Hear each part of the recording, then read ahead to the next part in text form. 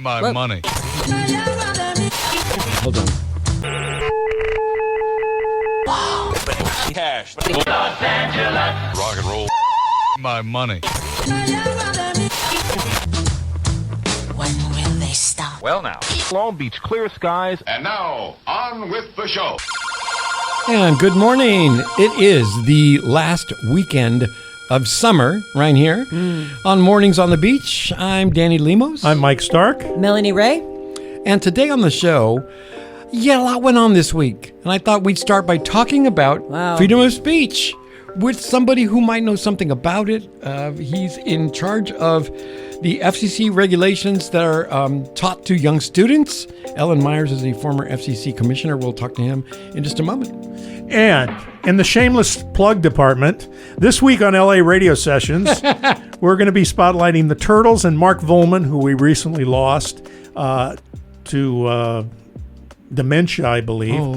And so we've got some exclusive stuff that isn't in the actual show about the Turtles visiting the White House. That's great. Wow. Do you know anything about monster trucks? We're gonna. Me either. We're gonna Please hold, and we'll find out about them in Long Beach. It's exciting. It's all coming up. But first, this week, right? We just went down on dark, on man. Wednesday when Kimmel was taken off the air, and this follows, of course, the Colbert suspension or cancellation. Cancellation, yeah. ABC is saying at this moment, as we record, that it's a suspension, but we know how this is going to end up. Yeah. And so we decided to bring to the show someone who knows something about the FCC.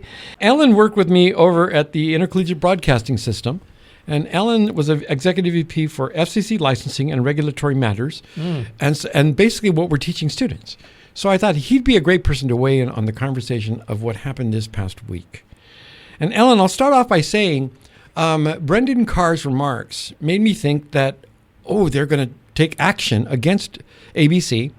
And then my question was, what did he do wrong that they could take action against? Well, two things here. There's a lot of things to play, and what you hear, and like a lot of stuff with Trump, is what you hear is not what the law says and what the authority vested in the agency is. First of all, the agency has tried, the FCC has tried to regulate the networks. It has no regulatory authority over the network directly. It does have regulatory authority over the licenses that are held by the network or those that broadcast the network programming.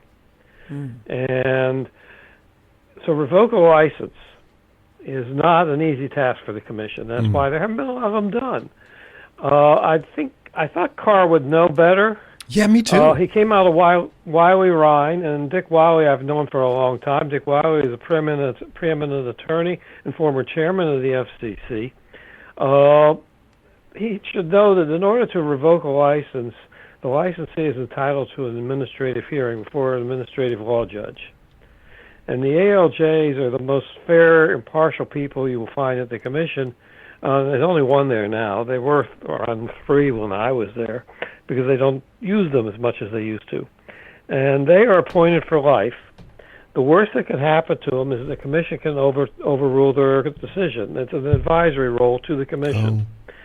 And so when they say, we're going to take away your license, they have to actually designate them for hearing for revocation of the license. The hearing examiner then listens and has a hearing, and then that decision goes to the commission, and the commission either upholds it or overturns it.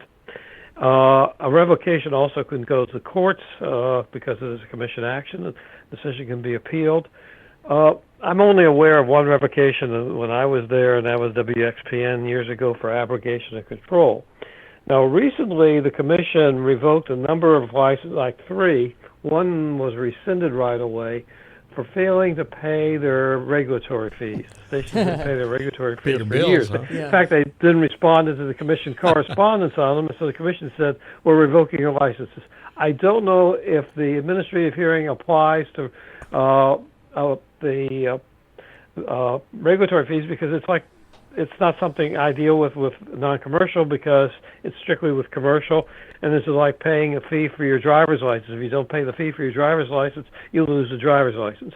I don't know how that applies, but I do know in normal things like this, the commission would have to designate the matter before an administrative law judge before going after any licensee. I think it's a scare tactic. I think the chairman either knows better or should know better. But what's really going on here is not about free speech. A lot of people say that's free speech. No. What's going on is you have the networks being owned by major corporations. Mm-hmm. These major corporations want to merge, they want acquisitions, and so on, all of which have to be approved by either the Federal Communications Commission or the Federal Trade Commission. And knowing that these agencies will do what the chairman, the president wants, they're afraid to rock the boat. And I think you have the case with CBS, which just, Paramount, after being held up for a long time, capitulating to the president and getting the acquisition with Sky Channel done. Right. Sky. I think it was Nexstar? Was it? Yeah. Nexstar was a Nexstar. Yeah, Nexstar, and that's that for a long time. The pressure was there to be if you want it, you got to do what we want to do, which means you got to do what the president wants. And so these things are beyond what free speech is. If you're taking up free speech, the commission is prohibited from censoring program content. The Communications Act says you will not impinge free speech.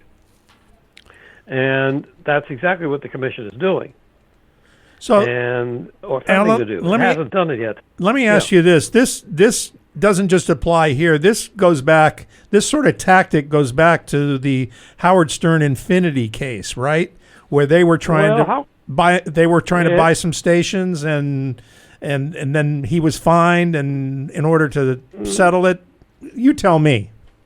No, that wasn't that pressure then. There was a situation. Howard Stern was fined so many times, Infinity was fined so many times for Howard Stern, that they eventually decided we can't continue to keep paying out this money because we know we're going to get fined again. So he went off to DirecTV or Sirius XM? Sirius XM, where it's not a regulated entity, therefore he could do what he wants there. And I think Infinity just got tired of paying the fines, basically, because I didn't see anything when I was at the commission at that time, and that's when it happened while I was there. I didn't see anything pressure being put on the commission to get rid of him. I think it's just Infinity said, hey, we can't afford to keep paying these fines. If the commission is bowing to the will of the president, do you think that there's any time that the president could decide to dismantle the FCC? I've heard that he wants to put the FCC... See, right now the commission is a regulatory arm, independent regulatory agency of Congress. Congress is just bends a knee for the president, will do anything he says, at least the Republicans in Congress. They will do anything he says. So they will not stand up for some of the things that the commission is doing, which violate what it is supposed to do under the Communications Act, which is Congress's responsibility. Right. I've heard that the president wants to move the FCC under NTIA, National Telecommunications Information Administration, to make it an executive branch agency. That I think will never come to pass, especially if the midterms. We get more Democrats in and more people who are willing to stand up to the president in Congress after the midterms. But I just don't see that happening right very easily for him to transfer that. But he can't dismantle it. No. He thinks he can dismantle things. He doesn't have the authority. Again, a lot of things that you were hearing about, he says he's going to do, but then when it gets to if it hits the road, rubber hits the road, the courts say, no, you can't do it. The one thing I think about is the personal nature, in a sense, because here I am on a public radio station and expressing my views, and I'm thinking at some point if he decides to become angry with my views, that he could take away the license of this little low-power FM. Not again without a hearing. And okay? Yeah. See, the thing is, nobody has been willing to stand up to this and say, wait a minute, enough is enough. You don't have the legal authority to do this, and I'm going to appeal it. That's what it's going to take to say you can't do it. So far, of course, you're dealing with the networks, which, as I said, because they want something out of the commission, they capitulate. The individual licensees, now, you followed the discussion with respect to NPR and CPB and PBS and violations of the underwriting rules. Well, first of all, I'm sorry you weren't at the conference this year because I brought in a page off the FCC's website, which I used in my sessions, which clearly showed the stations are not violating the underwriting rules. The chairman should know this. I assume that page has disappeared off the website because it was hurt its cause. And so I brought that in and I showed it to the students, and it said, this is what the rules are. If the commission wants to and is concerned about stations with their underwriting announcements as being commercials, it can change the rules. I mean, it has a right to say, we think these rules are too liberal, we're going to bring it back. Because when I started the commission, the only thing you could do was have an underwriting announcement that said the name of the underwriter and the product it made. General Motors, maker of Cadillac automobiles. You couldn't say with a V8 engine and all-season radial tires and whatever about the car. You couldn't describe the car. Now, that changed because at that time, the idea was that underwriting would the benefit would flow to the underwriters being associated with a quality program. Right. Like Texaco with Masterpiece Theater for many, many, many, many years. Then Exxon bought Texaco, Texaco had the opera. Exxon bought Mobile,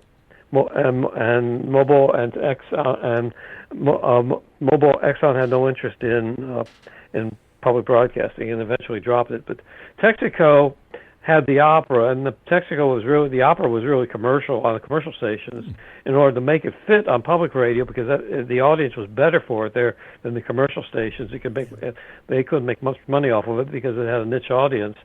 Texaco had to tone down its underwriting and its commercials to make the underwriting rules. But the commission can change the underwriting rules if it wants. The one thing that's going to be interesting, this is again where the left hand of the MAGA people doesn't know what the right hand of the MAGA people are doing. The rule that the chairman is wanting to throw back at the stations, and I looked at this when I saw it. I said, wait a minute, it's a violation of a rule. It's not a law. Yes, it is, because at the end of the Trump administration in 2019, in August of 2019, they changed the Communications Act that says that any station that receives money from the Corporation for Public Broadcasting, which airs a commercial, is in violation of the federal law. And that's what the chairman was going after. I said, why are you talking about law when it's a regulation? That's what he's referring to. Problem is, at the end of this month, CPB doesn't exist. Right. So you can't find them for violating by taking money from CPB because it isn't there anymore. Right. And 3 stations this week left NPR as a response to not getting the funding. Well, that's going to happen. And then I was looking at did you see the New York Times article? No. I sent it out. I can share it. It's very interesting because they're talking about the ones or the stations that are going to suffer are those in the small markets. Yep. Right. And the tribal stations, the stations licensed to tribes. KIOI there in Pine Ridge, who I worked with a long time to help when they went on the air, are selling off their record collections. They have final records. They're selling it off to raise money. This is going to hurt a lot of stations. But the issue of the funding, again, is different from the free speech. Yes, it flows back to the free speech because the president views them as liberal, therefore we're going to cut off their money. He's trying, it's a several-pronged approach. If we can't get them directly, we'll go out indirectly and make them suffer and strangulate that way. Go ahead. So going back to what Danny had said, when Danny shoots his mouth off here at the station, Which I do. which happens all the time, I might add. Yeah, I know that from experience. Yeah, and they come for this station. Do you happen to know a good lawyer we could hire to Alan's the guy help us out? Yeah. Oh, that's great. Well, first of all, I would not worry about that. Okay. The thing that has intrigued me with this whole proposal, because one of the things I'm scared about is this thing getting into court with the underwriting announcements. I mentioned it in the sessions, because if it gets in the court could look at it and say, wait a minute, you're talking about violation of a rule that applies to all public radio and public television stations. Why are you singling out PBS and NPR? Why not go after the college stations? Why not go after the LPFMs for doing the exact same thing? Gotcha. Why are you choosing this particular category? And then it's going to really be hard, because then all the licensees are in jeopardy. It's wild. Well, Ellen, I don't expect that to happen, but it scares me that it could. Who expected any of this? Really, that's true. Ellen Myers, Executive Vice President for FCC Licensing and Regulatory Matters with Intercollegiate Broadcasting, where I spent 10 years with Ellen. Thank you so much for joining us, and we're going to keep your number in our Rolodex. Yeah. And if you don't know what that is, By all means, What's a and when the Rolodex? FCC comes after you, I'll help you find an attorney. All right, Ellen, thank you so much. Thank you very much. Nice talking to you all. Take care. Sure. Bye-bye now. Well, I'll tell you what, it's time for some music. And we got some good stuff today. This is going to be perfect. Well, this is perfect. Kimmel's last show featured Margot Price, and she's got a new album out. And ironically, what could be the very last song that ever played on Jimmy Kimmel is called "Don't Let the Bastards Get You Down." That was Margot Price, who closed out Jimmy Kimmel's with that song. Television career with "Don't Let the Bastards Get You Down," which, by the way, is a quote from Chris Christopherson. I didn't know that. No. Well, that's what he said to Sinead O'Connor in her ear at the Bob Dylan concert where she was booed off stage. Right. Oh, that's awesome. Following the Pope thing. Yeah, the Pope thing. Margot Price, perfect. Yeah, it all comes around. It's Mornings on the Beach with Danny Lemos right here. Mike Stark. Melanie Ray. And in studio with us, we have a guest with us. John Donegan from the Long Beach Post is here. Hey, John. How's it going? Welcome back to the show. I know you've been back here before. Happy to be back. And I will say this is already my second time on the show, and I gotta be honest, my coworker Jacob is already feeling a little offended he has not been invited. Oh, he will be. So, He will be. Call him up. He's written some great stories. Bring him down. Listen, by the time we're done with all of you over there, you're not going to want to come over here Right. We're anymore. gonna be sick of it. Yeah. Those guys again. But if you know anything about me and the show, we loved this proposal that we saw about green space along the 710. And that was last year. And we thought, oh, that's kind of cool. And they were originally going to start building, and all this stuff went on. And then I heard about the article that you wrote in the Long Beach Post about something that's contrary to that. We got the news this week that two groups, LA Waterkeeper and River Park Coalition, have filed basically an environmental lawsuit against the construction of this self-storage warehouse near the LA River. It's the second lawsuit that they've done since, I think the first one was in like 2022 or 2021, sorry. Basically just, hammering the point that this, shouldn't be here, that they'd like to see more park space. This is in West Long Beach by the river. Yep. So, there's a double whammy of, let's complain about, or there's worries that, having a dump site for septic tanks and, car washing RVs might not be the best thing to do next to a river. And you're also in West Long Beach, where you got obviously the river right there, but you also have one of the most efficient areas for a park, not only in all of Long Beach, but pretty much in the region, as far as I understand. Yeah. It's a strong case, and they've made their points, and they actually won the first round back in 22. I think the court ordered the city to go back and restart the process with a full environmental impact report, and that can get kind of hairy to explain all that.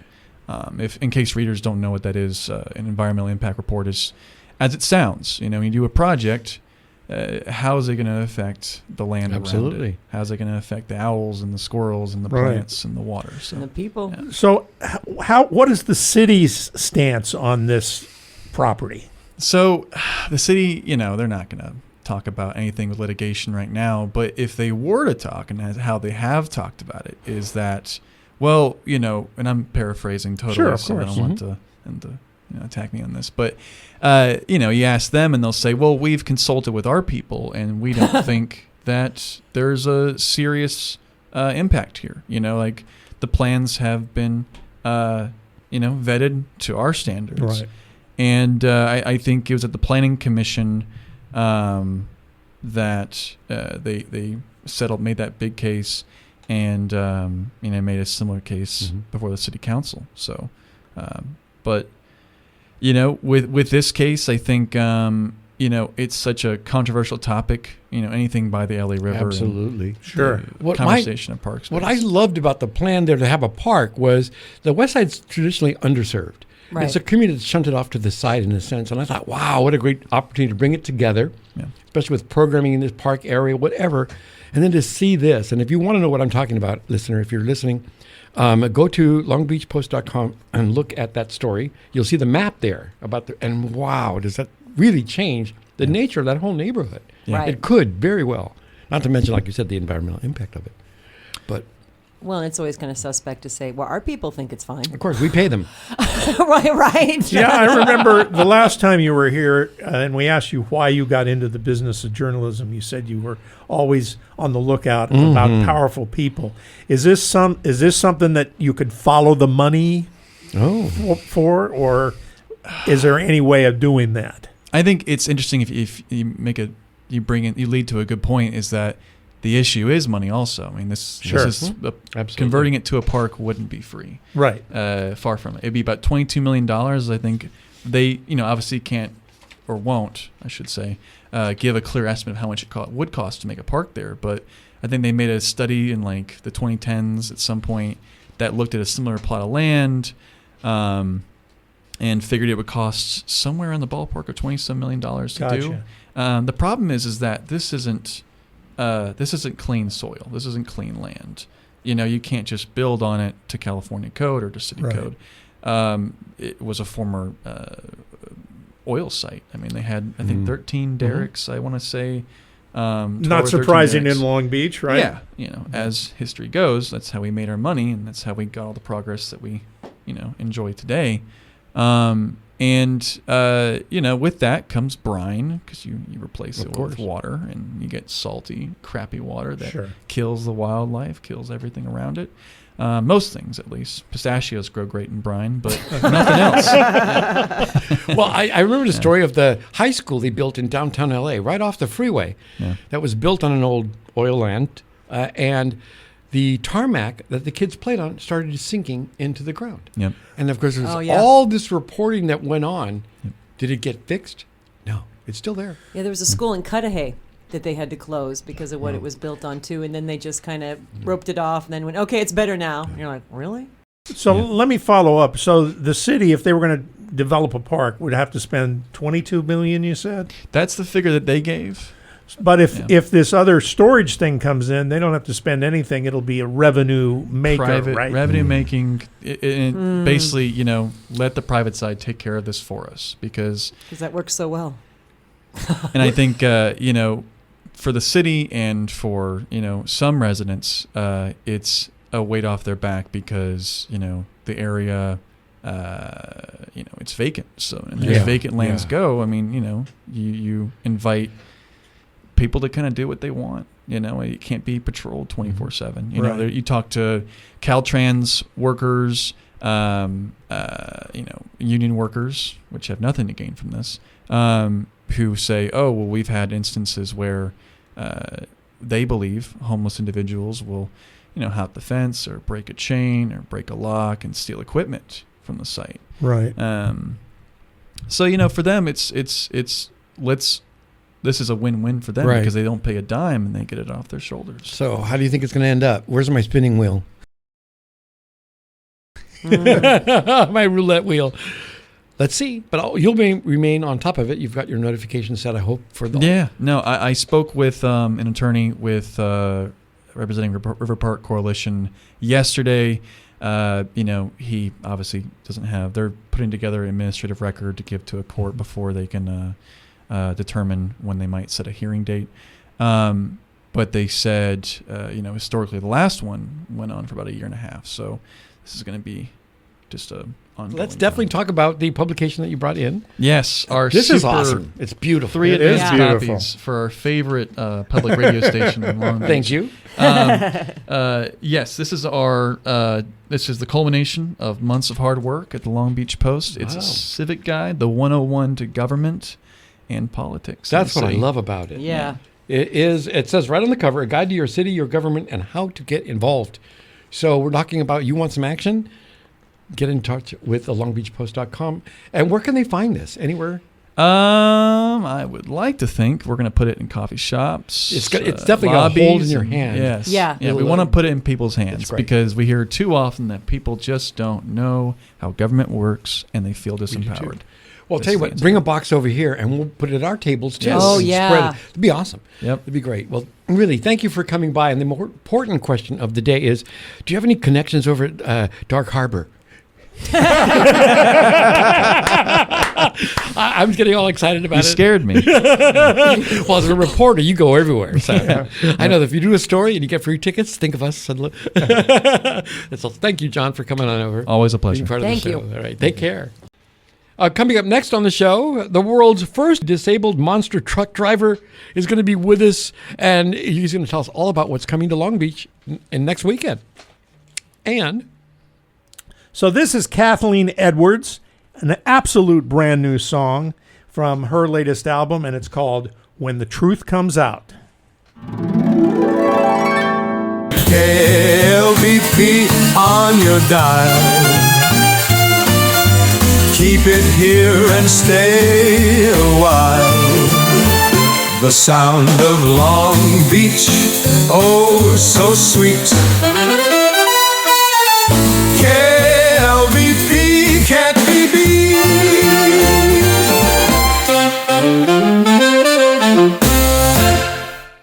Mornings on the Beach, your show. I'm having a stroke. Rewind. Yeah. I smell toast. Or is that how it goes? Yeah, really? Are you supposed to smell toast? I got that. Did you just get that? I don't know. Somebody smells toast. That's really great.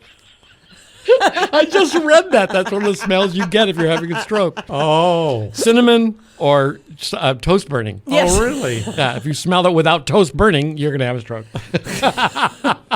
Mornings on the Beach for the last weekend of summer right here, Danny Lemos. Mike Stark. Melanie Ray. We got contacted by the people that are bringing monster trucks to Long Beach, the arena, next weekend. Oh, cool.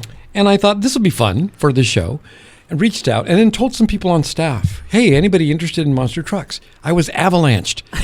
Everybody seems to be in. This is amazing. And so welcome to the show. We have Ranger Joe Cypher, and you have a distinct title of the world's first and only disabled monster truck driver. Wow. Right. And I'm hoping that refers to you, not the truck. Well, it refers to me as being the world's first disabled veteran monster truck driver. It also refers to my truck, Airborne Ranger, which I did in the service, and I named my truck after what I did and dedicated it to the Rangers, too. But Airborne Ranger was the world's first hand-controlled monster truck.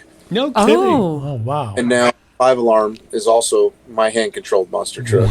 Wow, that's amazing. So for you, you stuck a word in there, veteran. So you're a veteran. Which branch did you serve?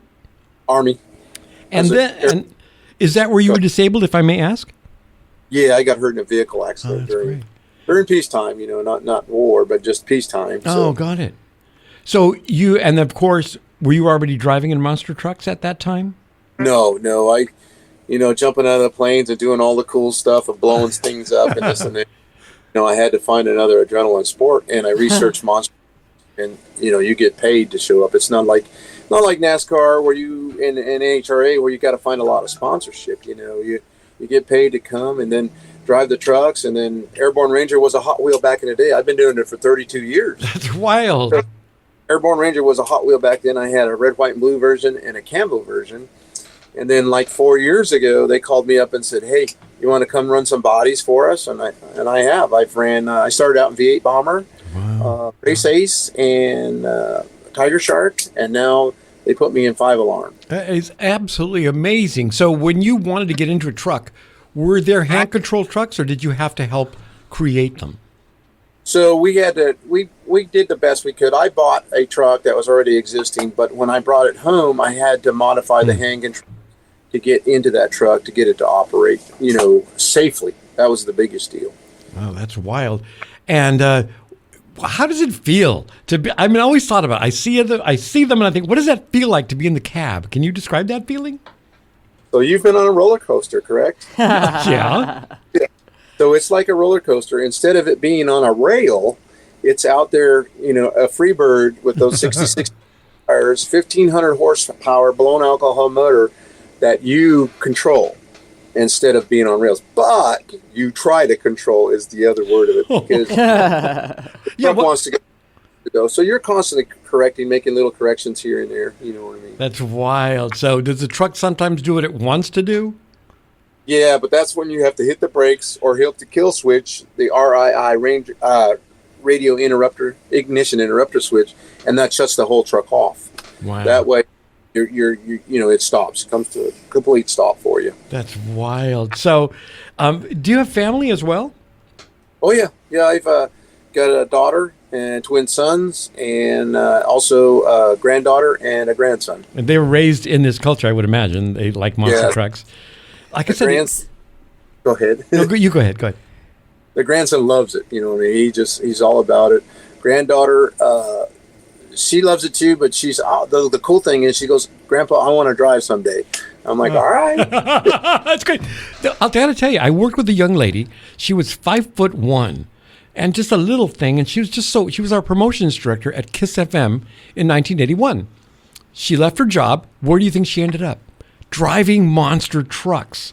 Really? I couldn't believe it. If you would think of anybody that would be the farthest away from doing that as a career, it'd be Meredith. Right. Amazing, though. There was such a thrill, and she would describe it. And my friends that I was talking to were also describing it, and they got more amped as they were. "Oh, you should see what happens afterwards. They jump out of the truck, they scream and yell, and the whole crowd goes insane." And I got to go see this. Well, and I'm curious. So I'm new to the monster truck lifestyle. What are you doing? So you're driving, you're not crashing them into each other. You're like going off ramps and jumping things? Yeah, so we do 4 disciplines for Hot Wheels. The first discipline is wheelies across the cars. We use raw cars, no dirt. So you got to have your technique down. You've got to have a little bit of seat time, we call it, and or experience. The next thing we do is donuts. There's an open area for us to do donuts. Then we do a long jump. See who can clear that 5 stack of cars. Yeah, okay. And freestyle. So there's a van stack in the middle of the 2 sets of cars. So they open the van stack up for us for freestyle, and we can, attack the van stack and stand the truck up in the air and do whatever you got to do to get over. Attack the van stack. Wow. I love the sound of that. Already. I'm in, yeah. So it's a great place to, I guess, take a seat and watch your aggressions being acted out right in front of you. It's amazing. Yeah. It's amazing. And so, sorry. It's a great environment for the kids and for the family. You know what I mean? It's a total different environment where they can hear the cars getting crushed. It's a light show. The glow and fire show. They'll darken the house. We have LEDs on the trucks. There's LEDs up by the crowd with some smoke. This is great. Nice. It's a very beautiful and interaction environment for the kids. And so you're traveling right now. Where are you as we speak? I'm in Las Vegas. That's great. I'm my home state. So I'm from Reno, Nevada. But I'm in Las Vegas right now, and then we're heading to San Diego, and then of course we're going to be at Long Beach next weekend, 27th and 28th, right? You guys are going to be here. Oh yeah, it's going to be amazing. Hot Wheels. I'll tell you what. Where can they find out more information if they want to go? They can go to HotWheelsMonsterTrucksLive.com. That is amazing. Super cool. Ranger Joe, thank you for being with us on the show. I look forward to seeing it. No, I can't wait. Yeah, I want to hear it. It sounds like the volume of it would be so gratifying. Like, Some earplugs. That's great. Thanks for being with us. Take care. Man. All right. Bye-bye now. All right. It's time for music, but we're going to change it up a little bit. Yeah, we're going to tease the LA radio session show this week on Sunday at 10 o'clock. Is that when I'm on? Yes. Check your schedules. Yeah, check your schedules. We're doing a whole show on the Turtles and Flo and Eddie and Mark Volman and Howard Kalin, who are Flo and Eddie, and they were in Frank Zappa's band, and they did a lot of different things over their career. And one of the things they did was they went to the White House with the Turtles. And this is one of the stories from that trip. We go into the White House and are let loose virtually in the White House. Have fun. They just tell us that the White House is ours. Don't go upstairs. Upstairs is the only place we're not allowed, but virtually are given free reign in the White House. We have no guards watching us. We had no... There was no one else down there except the caterers. Caterers say, the people our set it dressing up. room was Lincoln Library. They just said, use this. Use this. And we did. We used it for many things that day, Lincoln's Library and Lincoln's. Now, there are stories that have gotten I around from other want to squelch sources. those stories. There are stories that were told to High Times magazines that passed on the fact that we had done drugs in Lincoln's Library. I want to say that there were certain drugs that we did in Lincoln Library. And certain drugs that we didn't do in Lincoln's Library. And I want to leave it at that because I think that that's healthier to know that we at least did drugs. And we answered half the question. I don't want to say what we did because that could be illegal in certain states, and or countries. And I don't want to raise the question. That was still the 70s. We were teenagers then. This is not now. We don't do those things now. We have much more respect for Mr. Lincoln. I think we would have much more respect. In actual fact, it was a real nice party with excellent food, a lot more, all young people, all the sons and daughters of ambassadors and senators. And I think most of them brought dates that were outside of civil service. We played and had a real good set, and Mark fell off the stage a few times, and the tambourine rolled and hit someone's head. It wasn't one of our better shows. It was all right. It was a good set. We had a near fracas almost ensued. Almost a fight with one of the Nugent boys, thinking that I was trying to score on one of the daughters. I got a little tipsy that night, but we had fun. It was a good, fun party, and it was mind-blowing being there. So that was Happy Together with Frank Zappa and the Mothers of Invention when the band was with them, and they are doing the Turtles song Happy Together. And before that, you heard a clip that you will not hear on the LA Radio Sessions show because there just wasn't enough time. And so I thought I'd bring it to this show. And you're going to hear a lot of great stories on that because these two guys, Mark Volman and Howard Kalin, are a couple of the best storytellers that ever lived. That's coming up Sunday at 10 o'clock, so stay right there. In the meantime, this weekend, I don't know about you, but I got to take my Ben & Jerry's back to the store. Oh, right. That happened this week, right? So it's all about being able to discuss your opinions. Free speech seems to be the theme of this show. And so one of the founders, the Jerry of Ben & Jerry's, decided he quit because they sold a company in 2020, I think, to Unilever. And Unilever is now saying they can't talk about genocide. They can't talk about anything. They're activists. They don't like that because they've done that their whole career. Yeah. Talked about whatever is important in our society that gets left out by other folks. It's an ice cream maker, but he has a social conscience. And now he's saying, my conscience won't let me stay. So I don't know about you, but I'm not eating Ben & Jerry's anymore. And boy, will that hurt. So I'm 1/5 of their. So Ben & Jerry's have backed out, and now the other company's just producing it without their. Yeah, they own it, so they can get rid of the owners. Yeah. They employed them once they sold the company. They employed the original. So in a way, he caused his own demise by selling it out. You could say that. Yeah. So there you go. Money. There isn't two sides to genocide. Yeah, come on. You know what I mean? It's not. It's real. Yeah. It's real.